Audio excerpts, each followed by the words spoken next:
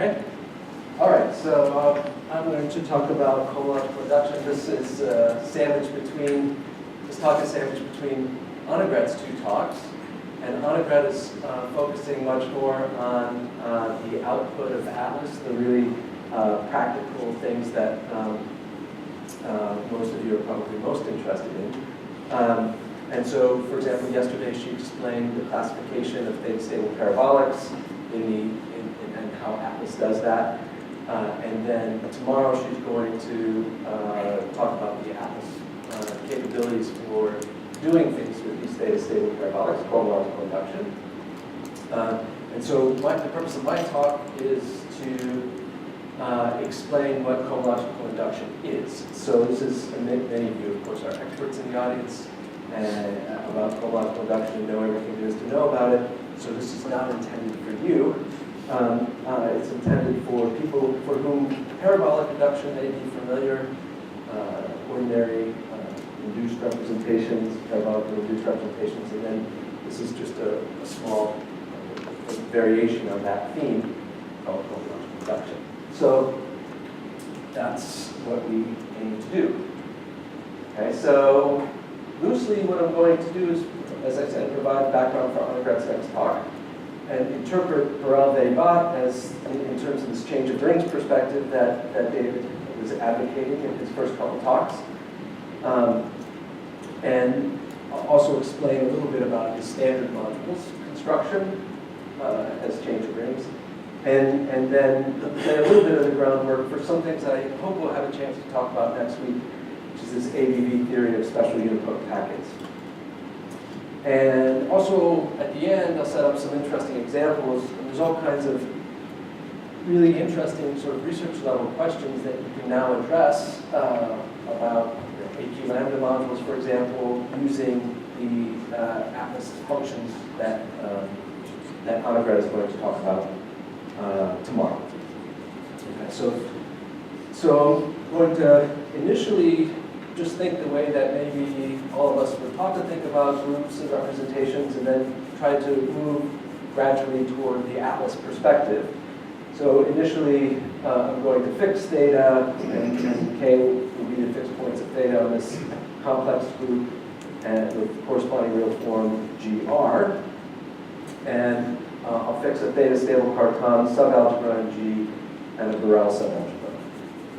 So again, this is not really the perspective that we're advocating this week, but the point is to start there and get to that perspective a little bit later.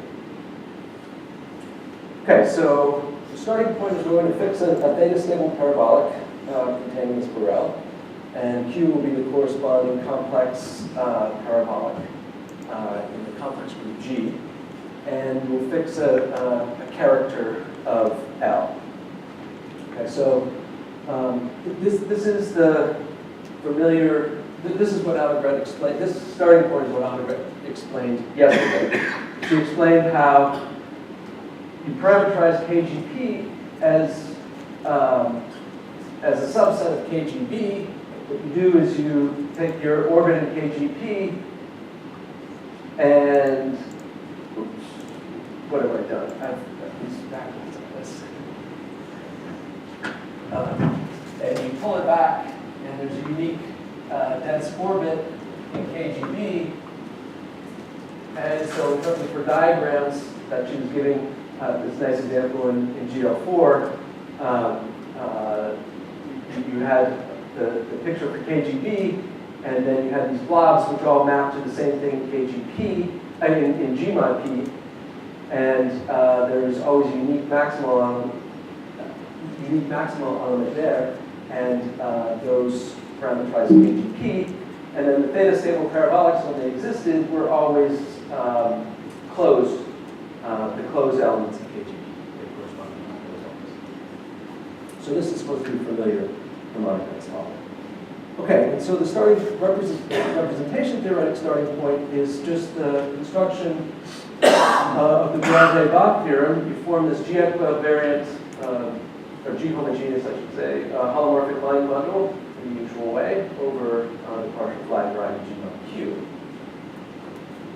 And our aim is not to construct representations complex group G, but instead to construct representations of the real group GR. So, of course, the real group GR will act, and this is is homogeneous for the GR action because it's a subgroup of G.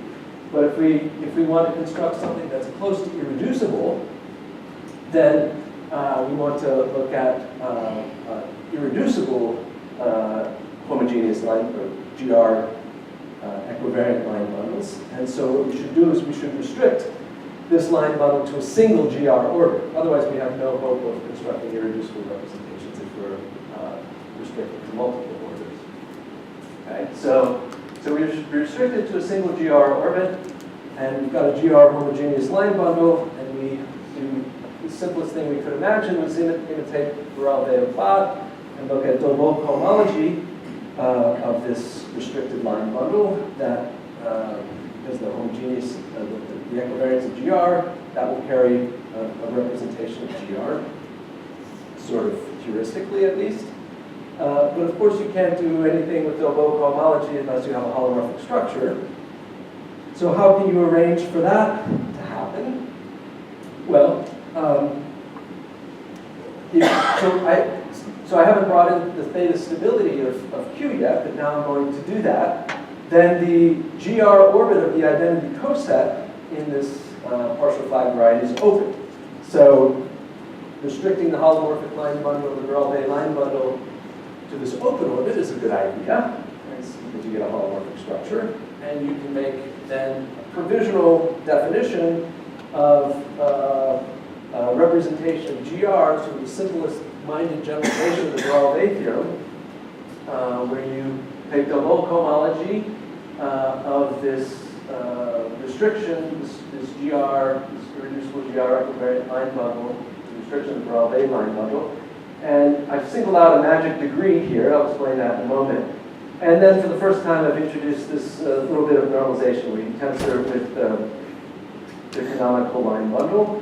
And these coordinates, that's just the top, or in this formulation, just the top exterior power of U. Okay. So, and in the weights in the top exterior power, of course, are the roots of H and U, and so that's twice the half sum of roots of twice the half sum of roots. So in this notation of twisting by the top exterior power of U just corresponds to adding to row of U. Okay, so again, this is all heuristic, and we're just kind of following our noses. But let's just let's touch base with the one case where we do know something about, hopefully, and that's the case of the Borel-Weber theorem. And that's when GR is compact, so G equals K, and theta is identically 1. And I'll take, so any parabolic subalgebra is theta stable, so take it to be the Borel. Then since the GR is compact, it acts transitively on G mod B. This orbit of the identity coset, OQ, is the whole flag variety G mod B. This magic dimension S, the dimension of U intersect K, well, that's the whole dimension, that's the dimension of the entire flag variety. And so what we were led to, what we were considering is this AQ lambda, this AD lambda here, is H0 in its top dimension of this line bundle over G mod B. And if you think of that in terms of sheaf cohomology and apply Serre duality, I've inserted this shift or inserted this top exterior power so that under Serre duality you get something a little bit cleaner. You get sections over G mod B. The last two spaces are dual to each other. Oh yeah, I'm sorry. Oh wait. Did I capture that with the minus lambda? Well, Serre duality says that the dual of the middle thing is the right-hand thing with the minus sign. Got it. Yeah. So I need to stop it. Okay, but sections of homogeneous line bundles over G mod B, that's the classical Borel-Weber theorem, and then we're we're perhaps in familiar territory, that those sections are either an irreducible representation of G, GR, in this case for 0. So let's take a look at the compact case a little bit more. Okay, so forgive me if I've got, I've forgotten dual here again. And so, but in any case, sections of G mod B over this L minus lambda, well, that has sections if and only if lambda is dominant, and that's the condition there. In that case, at least if the case G is connected, that's irreducible and has highest, is the irreducible representation of highest weight lambda. Okay, so it will be convenient later to rewrite this vanishing, non-vanishing condition, I should say, by adding a row here. So lambda, oops, I should say that should be an alpha check. I'm sorry. The pairing of lambda alpha check is supposed to be weakly positive. I've forgotten alpha checks everywhere in these pairings. Sorry about that. But if I add rho to lambda, it changes the weakly positive to strictly positive. Okay? So that's the condition for non-vanishing in the place where we have, where we're basing all our intuition on this construction of the representation of GR. So just a little recap. This what we've done is the simplest possible generalization of duality here to the non-compact groups. It's just a heuristic at this point. We're seeking what we think we should look for representations of the real group, the non-compact real group G of R in a space like this. And when the non-compact real group, well, when the real group is compact, it's exactly the setting of the wrong way here. Okay, so this is an old idea that was proposed by Kostic in the 60s. And there are really serious problems with this. There are problems in making, but there are problems, for example, in making these cohomology spaces nice topological vector spaces. The usual mantra there is you don't know that the image of D bar is closed, so that the quotient forming the cohomology space is actually, I guess, Hausdorff. Okay, so Schmidt made a big splash by figuring out how to overcome a lot of these and constructing the discrete series geometrically. We'll come back to that in a moment.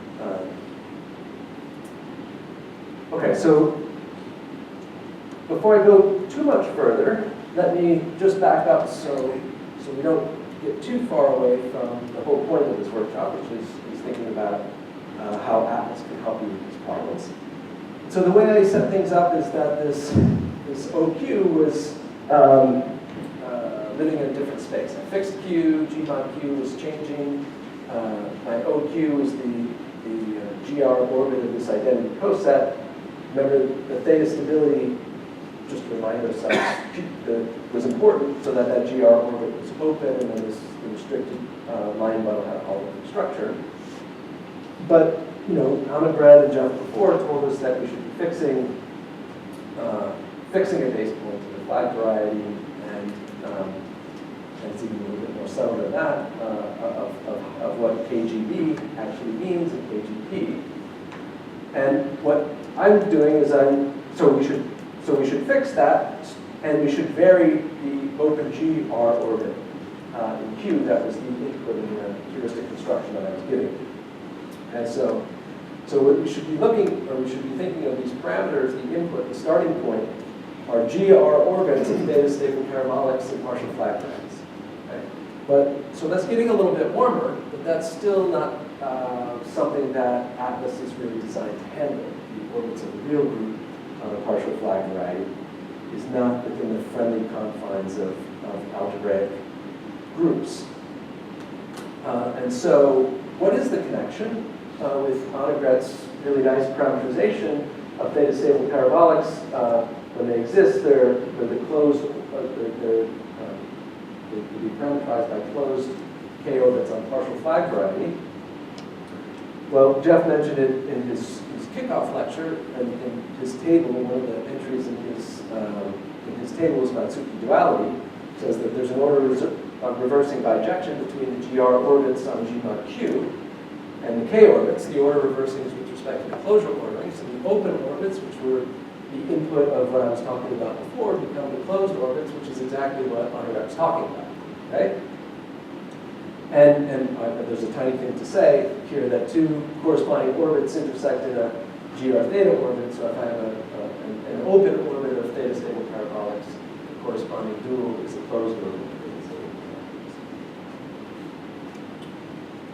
Okay, so again, just to come back down to earth a little bit, the picture that everybody thinks of when they see this for the first time is the case of SL2R, where the K orbits, the C cross orbits on P1, the north pole, the south pole, and everything else.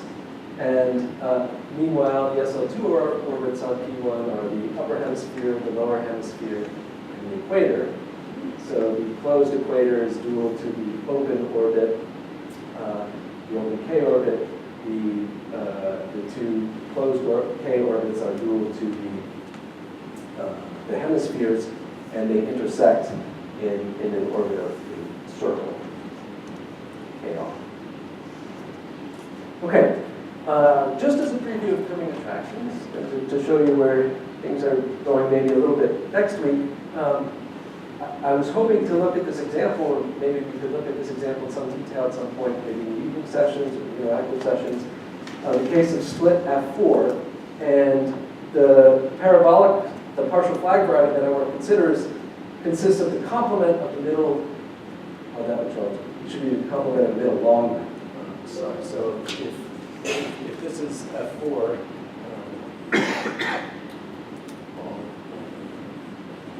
so I want S to be the complement of the middle long group. Sorry, that's a typo. I'll fix that. And so that this is the subset of simple groups defining this partial flag variety. It's a typo in the title. Yeah. So it came back. So, David gives lectures all over the world, but he uses his pointer mostly for have cats chase it, I think. So it kind of runs out of battery time. So there's one in the microphone. Oh, it's okay. Just wait. Actually, you can go back and see. So this should be the middle long group.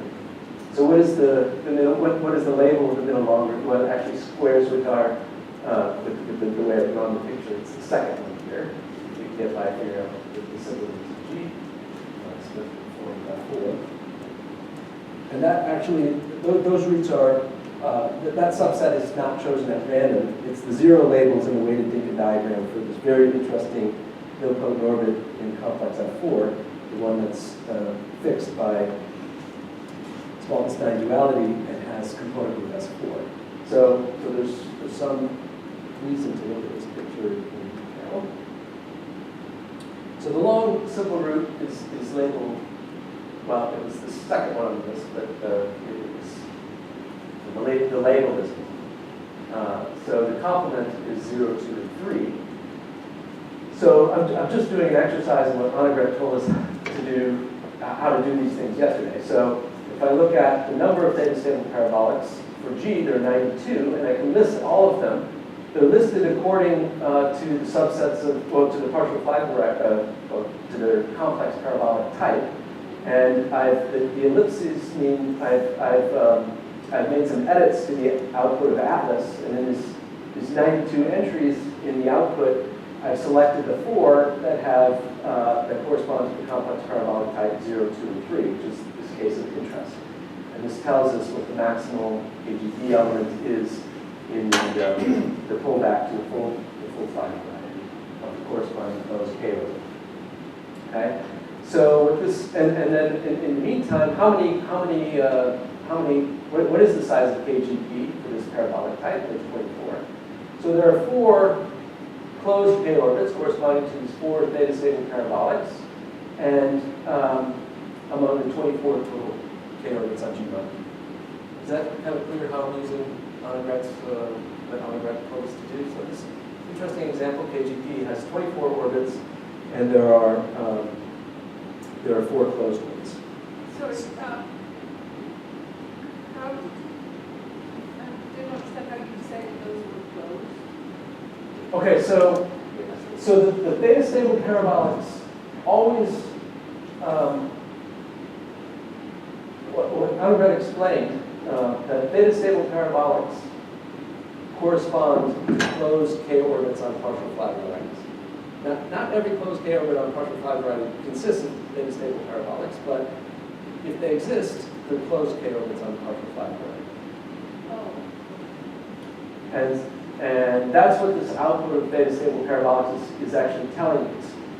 It tells you in this complex type, specified by this subset of simple roots 0, 2, and 3, there are 4 conjugacy class, K conjugacy classes of theta stable parabolics. Another way to say that, equivalently, there are 4 closed K orbits on this partial flag variety. And what this information of KGB element is what I was mumbling at the beginning. That is the KGB, or the element of KGB that's maximal among the pre-images of this closed orbit in the full flag variety. Anyway, I just wanted to make a point of contact with what Andre was telling us. And so actually I drew the blob picture, but I collapsed the blobs to points and I labeled the dimension of the blob. So this example, these are the 24 K orbits on this partial flag variety for F4. And these are the 4 conjugacy classes, or the K orbits of theta stable parabolics. And I've distinguished 3 of them. Because there's actually a little bit of extra structure floating around here, that these 3 match canonically with the real forms of the nilpotent, of this complex nilpotent orbit, which I said is kind of behind the scenes. So Jonathan was explaining that he's written some of the Atlas code to do this, to automate this in examples. So maybe that's something we can look at in sessions 2. And so that's meant to be a bit mysterious at this point. Okay, so let's get back to where we were. Okay, so we had this construction, this heuristic construction of a representation of potentially non-compact group GR on this kind of cohomology space. Again, the theta stable parabolic, the input there was really representation theory, because geometrically we were thinking of an open GR orbit on the flag variety, so this line bundle, the restricted line bundle requires a cohomological structure.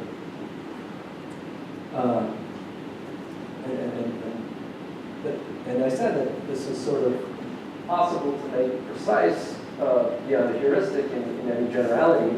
And what Zuckerman did is he discovered an algebraic way not to construct the GR representation, but what should be its underlying GK module.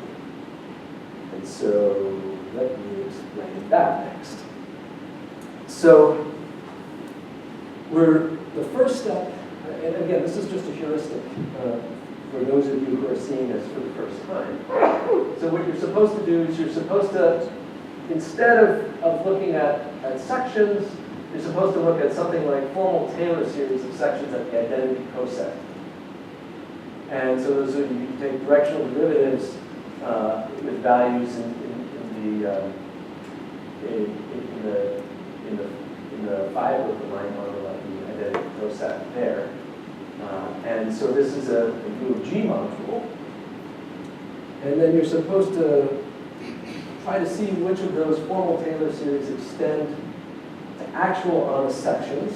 And you sort of force this module to become a GK module. So you look at the largest K finite subspace to obtain a GK module.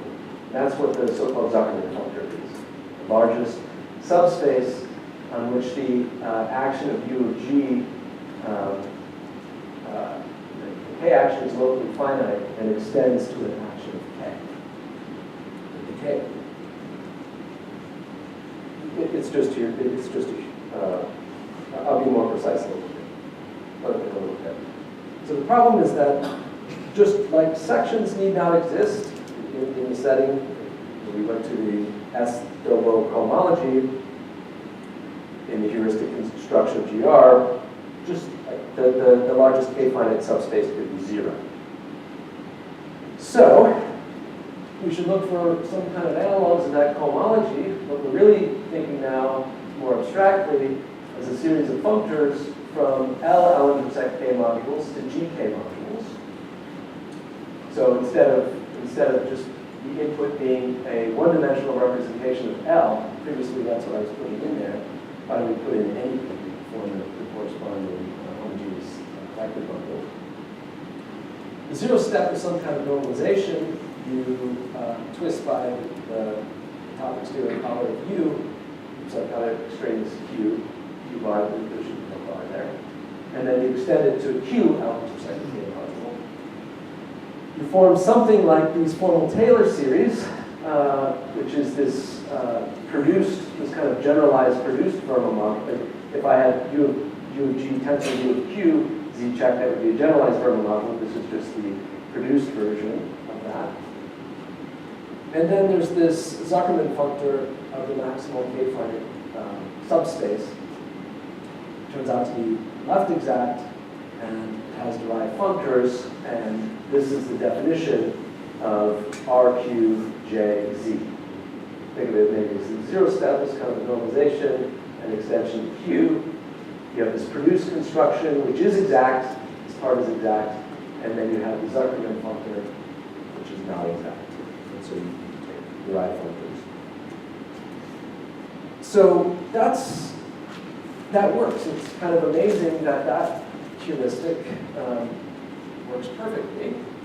And people must have been blown away when we started lecturing this in the late 70s, mid-70s. But David's been advocating sort of the change of rings perspective for the category of Harshchandra modules, the category of DK modules, in analogy with the category O, you form verbal modules by change of rings. And we can actually see what I've just sort of been discussing as a change in terms of these change of rings. So after the zero step, which is just this kind of normalization, what we're really, and extension to Q, we're really looking for functors, a sequence of functors from Q L intersect K modules to GK modules. So in terms of the module theoretic perspective, those are modules for this Heck algebra, this Nat-Bogan Heck algebra, which David introduced in his first lecture, okay, which of course is the right setting for doing, which is convenient setting, at least for a module category is a convenient setting for doing module algebra. Then there's an obvious change of rings functor. Okay, so maybe the really obvious one is the induced construction where you just tensor over this way. Then there's this corresponding produced version where you take k-finite vectors in this Hall space. Okay, and I'm not going to focus on this other functor P, although it plays an essential role in the theory, as you can imagine. But I really want to focus on this change of rings functor I. So I've written it down, this obvious change of rings here. And we're going to factor it as a composite from Q L intersect K modules to G L intersect K modules, and then further to GK modules. The first step is this change of rings, which turns out to be our old friend, the produced version of the generalized normal module. That's exact. The second step turns out to be the Zuckerman functor. Okay? So this totally natural change of rings functor factors in two steps, one of which is exact and the other which is not. And so its derived functors are just our old, we pass derived functors to be our old friend, just as in this very straightforward, natural way. So this perspective is, of course, very natural and, as you can imagine, very powerful. So the summary is that cohomological induction is just a change of rings functor with a mild complication like the functors are exact, so you have to pass to derive functors. Okay, so now you've discovered this amazing thing. When you input theta stable parabolics, you get this incredibly simple but very powerful construction of representations. Annegret explained the sense in which theta-stable parabolics should be viewed on equal footing with real parabolics. So, as budding mathematicians, you should immediately take your newfound tool and apply it to another natural setting. So the question you should be asking yourself is, what happens when you apply the change of rings functor where the input is not a theta-stable parabolic, but a real parabolic? Right? What do you get? You should get something interesting. Maybe you can write a thesis and graduate. Don't exaggerate. So I've switched my notation a little bit. I've switched to the M instead of L in this formula. But don't worry too much about the formula, the specifics of the formula. The point is that this change of rings functor is exact, and it's just good old parabolic induction. Okay, so real parabolic induction and now cohomological induction are on entirely equal footing. The only difference, of course, is this mild complication in the cohomological setting that the functors may not be exact. Okay, so this is actually fantastic conceptual fact, if you will. I'll explain. So I'm getting ahead of myself a little bit, but in the construction of standard modules, the old way many of us learned is that they're induced from cuspal parabolic subgroups of some discrete series or limited discrete series here. So I'm going to explain in a moment how you construct limits of discrete series as AQ lambda, or as AD lambda modules. Okay? So that means that our old friends of induced from cuspal parabolic and the limit of discrete series, well, you get the limit of discrete series from cohomological induction, that's just change of rings. And then you do change of rings, sort of in stages to get the real parabolic. Okay? So David wrote down some standard modules. They were they were cohomologically induced from B, and that's more or less what. So there's more to say, of course, but that's more or less what's going on here. You cohomologically induce from B to get a limit of discrete series, and then you do real parabolic induction. Those are all just under the domain of change of rings. So it's really a marvelous perspective. And Jeff requested that the lecturers provide DVI files of their, go and copy and make DVI files of your references. I didn't do that because it's all in this 1,000-page book with map and folder. But this is one of the high points of the book in the last chapter, the second last chapter. Okay, so let's just go back to a little recap. So we've got these functors. You can think of them as change of rings, a little bit more concretely. That you make this produce kind of